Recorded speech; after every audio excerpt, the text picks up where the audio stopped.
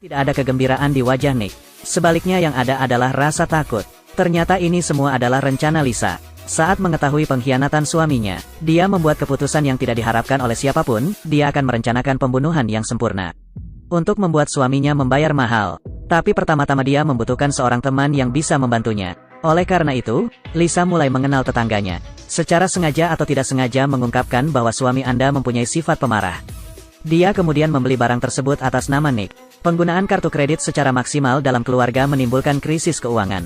Dan saat Nick masih berkonsentrasi bermain game, merayu dia untuk menandatangani asuransi kecelakaan untuk dirinya sendiri. Untuk menyamarkan diri mereka sebagai kelompok rentan, dia menggerakkan tangan dan kakinya di kamar mandi. Tunggu sampai tetangga perempuan selesai pergi ke kamar mandi, mencuri urinnya yang sedang hamil, dibawa ke rumah sakit dan membuat bukti palsu.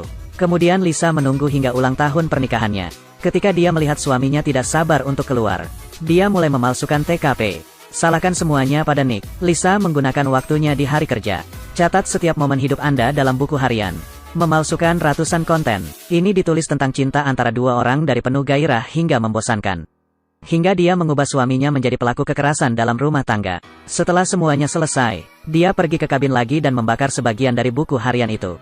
Polisi secara keliru percaya bahwa sang suami ingin menghilangkan barang bukti. Akhirnya mengubah kata sandi kamar. Setelah Lisa melakukan semua ini, dia memilih untuk pergi secara diam-diam sebelum merencanakan kematianmu sendiri.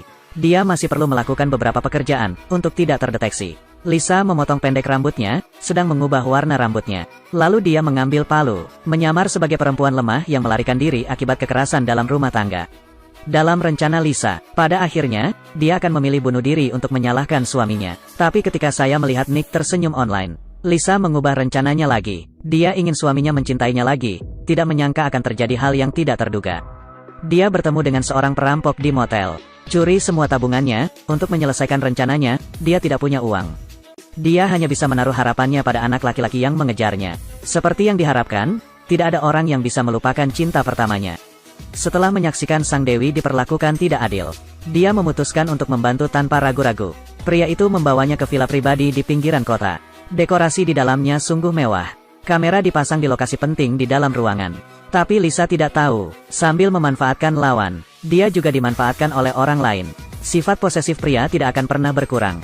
Keinginannya terhadap sang dewi tetap sama. Lisa akhirnya menyadari bahwa dia telah jatuh ke dalam mulut harimau. Namun yang jelas pria itu masih meremehkan kemampuan sang dewi. Keesokan harinya ketika keduanya selesai sarapan, Lisa sengaja mencium orang lain, menggigit bibir saat tidak memperhatikan. Anak muda zaman sekarang berciuman seperti itu. Tapi kamu tidak tahu.